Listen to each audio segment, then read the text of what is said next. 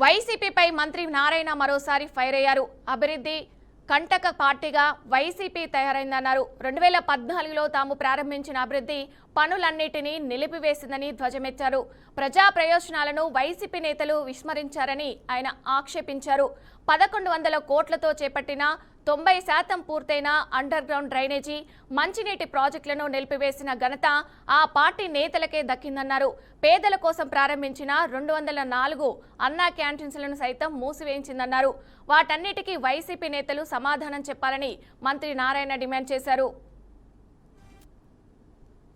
ఆ బిఎల్ఏకి ఇచ్చినాడు కూడా వాళ్ళతో కోఆర్డినేట్ చేసుకుని చాలా చక్కగా వాళ్ళకి ఏం పని ఉందండి, వాళ్ళకి ఏం పని లేదు, పనులు జరుగుతున్నాయి, చూడలేకపోతున్నారు. ఏదో ఒకటి విమర్శించాలా, దేనికి విమర్శిస్తున్నారు వాళ్ళు. నేను ఒకటే క్వశ్చన్ వేస్తా, ఎందుకు ఈ ఎన్టీఆర్ సిజిలో పక్కన వాళ్ళు చేయలేదు?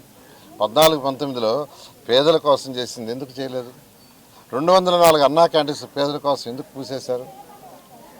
తర్వాత 2019 ఫిబ్రవరి నెలలో ఆ రోజు నేనే మినిస్టర్ ఈ శాఖకి 5350 కోట్లతో ఏషియన్ ఇన్ఫ్రాస్ట్రక్చర్ ఇన్వెస్ట్మెంట్ బ్యాంక్ ద్వారా ఈ రాష్ట్రానికి శాంక్షన్ చేస్తే దాని వాళ్ళ అది కానీ పూర్తయింటే ప్రతి ఇంటికి చక్కటి వాటర్ వచ్చేది. ఎందుకు చేయలేదు? 1100 కోట్లతో అండర్ గ్రౌండ్ డ్రైనేజీ, డ్రింకింగ్ వాటర్కి నెల్లూరు శాంక్షన్ చేసి 1100 కోట్లు, అంతా ఇంత కాదు, చేసి 960 కోట్లు మేము ఖర్చు పెడితే 160 కోట్లు ఖర్చు పెట్టకుండా ఆ 2 ప్రాజెక్టులు ఎందుకు అది చెప్పాలా?